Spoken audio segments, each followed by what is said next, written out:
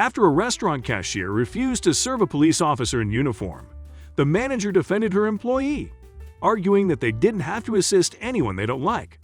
However, after corporate heard the manager justifying the employee's actions, they decided that she can share in her colleague's punishment. When Sergeant Kenneth Horton stopped by Cookout, a North Carolina barbecue restaurant, the uniformed officer stepped up to the counter to place an order for a midnight snack. Suddenly, the cashier took one look at the officer and headed to the back of the restaurant, prompting another employee to greet Horton. Perplexed, Horton asked what had happened to the other cashier, to which the second employee replied that they didn't want to serve a police officer. Feeling insulted, Sergeant Horton chose to walk out of the establishment without placing an order. Although the officer apparently never spoke about the incident, word quickly spread on the internet of the cashier's refusal to serve Sergeant Horton, sparking a swift investigation from Cookout's corporate office.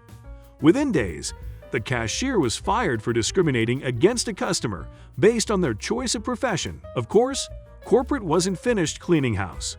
Manager Taryn Woods defended her co-worker's actions when her employer questioned why she didn't intervene after discovering that the cashier refused service to the officer. She argued that an employee shouldn't be required to serve an officer, adding that she wouldn't enforce such a rule.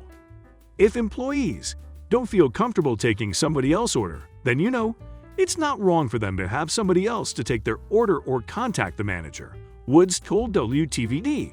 After hearing Woods' excuse, the district manager informed her that if she feels the same as her employee, she can share in their fate. That day, Woods was fired from her job. The district manager told me that I should have went outside and got the officer's attention and I guess offered to take his order, she explained. I'm mad, I'm pissed, I was hurt. When asked if she wants her job back, Woods replied, honestly, now, no. I just know that I need to find something else quick. I got bills and I got kids. Sergeant Horton had no idea that his negative experience with the restaurant employee had been exposed. When he and his department caught wind of the outcome, they wanted to clarify that they had nothing to do with Woods' firing or that of the cashier. We did not contact corporate directly asking them to fire this employee, Roxborough Police Chief David Hess told the news outlet. Cookout took it upon themselves to take action. Woods has since given several media interviews and now says that she didn't initially know that the officer was turned away because she was working in the back of the restaurant. She added that she wishes the employee would have come to her immediately so that she could remedy the situation. Still, she blames the district manager for not being understanding of her position. According to WNCN, he told me he had to let me go because I didn't take control of the situation, saying how I should have gone outside to take the cop's order, Wood said. Mind you, it was midnight, and policy states that we're not allowed outside the building after 9:45. So why would I go outside to chase down a cop?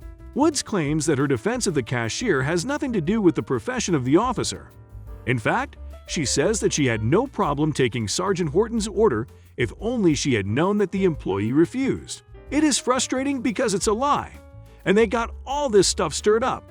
And I lost my job, and I got 4 kids. So yeah, that's not fair at all, she said. Woods has 4 children and had worked at Cookout for 10 years before she was let go.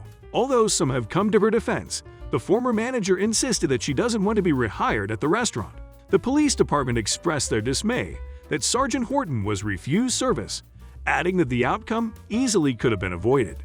However, the department expressed appreciation that the establishment is sticking to its core values.